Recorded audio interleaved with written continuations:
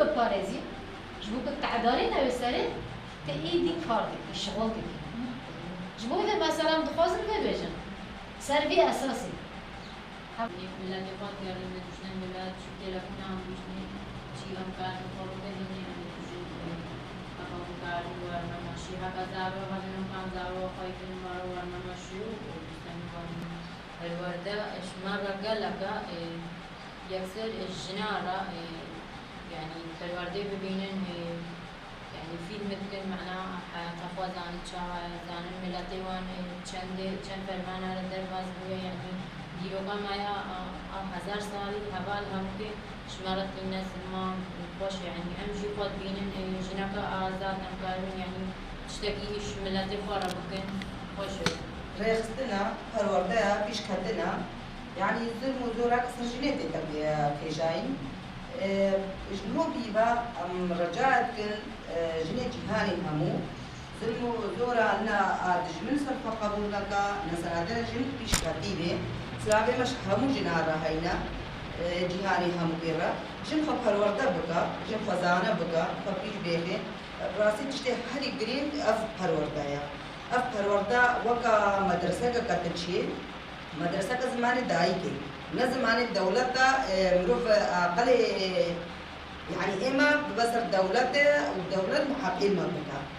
بس ما وكا مدرسة كزمان دايكي وكا ام قالك كيف خوشونا ابي پرورده ام قالك تشتكى من زاني ما زاني ام وقارن ما را خبر يخسر بكين ام قارن ملتي خو ام قارن شيش ملتي خو ربكن ام الفرمان خلاص نوينا دجمن خلاص نويا دجمن حريق دومايا ام پرورده اجمر العزمه يعني دوم بيجي الفرمان هاتو شو هنا فرمان هاجي كافا دجمن هات دجمن يخلنوكا بلا ام بيشافان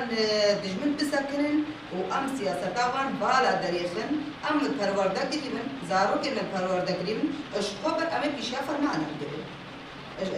اف پرورده قالك اجمرها من راسي نو حتى نزل مالا خدروني از دهر روزاني ما هاجروني بس إذا شكم فراق عشان زاروا ما تشتري في الدنيا في ناكم أصدر نكهم أصناش ما بيدريها أصبرسا فرماني لكم برسا دوستي خونكم أهدجني خونكم أصهاتان تشتري في ناكم أو تشتري مهما أملك بحاولوا كدايد أم وكا كجيل يعني بيدري وكا كجيل وكا خوش كيمي أم حتى نبهر ورديش دركة جيلين ديروني أم تشبكين دجمن أم تشلو فارا دريخين أم تشلو درخو بسكنين يعني جيانا لا ولا برضه زاني مثلا شندي مثلا كاش بكي مثلا غالي خوش مثلا پرورده بكي نهاز خو مثلا جناي ما هم مثلا ولا فارسي جناي ما مثلا كشتم مثلا مالي تين بام مثلا بالي مثلا جناي ما تين بام وده مثلا ما تشوف پرورده تشفيه مثلا پرورده مثلا مشغول نبي سمع وكر مثلا قلنا نستشف فكرة دمانة عشان برا بجوم بهذا مثلا جناي مثلا كذا جالس شو ما بهذا كان جناي نجيب مثلا دراهم بام مثلا شو بام بهذا مثلا خاص مثلا شيء مثلا في فاش مثلا جناي ما تجي لا هو كذا بهذا مثلا خاص شو بام جناي له نبى خالص البرز ثاني مثلا اي غريب مثلا شوية مثلا من الشيء ده مثلا مثلا إشارة فبارده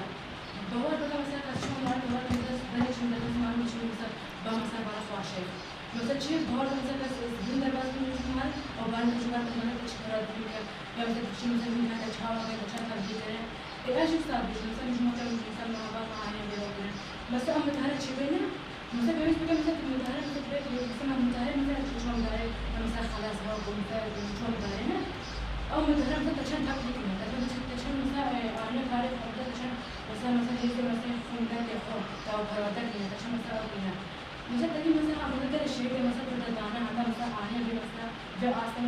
مثلا أو خبات مثلا كذا أصلا زي ما هم لا مش كذا شيء يعني هذا مثلا كذا خدانا خو هذا بأصلا نصيحة سيروجنا مكروتنا هزاران وجنين ما بينا زاروكين ما بينا كأقولكن هم مكروتة كريمان أو سب سري مانا لا سب سري زيديان نها الوقت فرمانه ده وناكين تشتغل زاني كان جو كان هم القربانة مكروتة كريمانا وسامنا كنا تستدعش وشمارك لك كان جو مكروتة بله اف ده روزه پرورده ما ده روزه نه ده روز پرورده ما چوینه هشت روجي ماما هنا براستي پرورده خوشه جی يعني هر دو روزا جی يعني سر گرینگیا پرورده چندش شملته ازدیره و شکچه ازدیره ما يعني گرینگ ما سر گرینگیا پرورده را بریا و براستي يعني ملتي ما همو يعني ما جو خلقي شنقال همو براستي يعني ازدي ما همو يعني محتاجي پروردهش خواره ببینن پروردهش مرقه لقا ام دشمني خوانا عصدكن وام زانن ام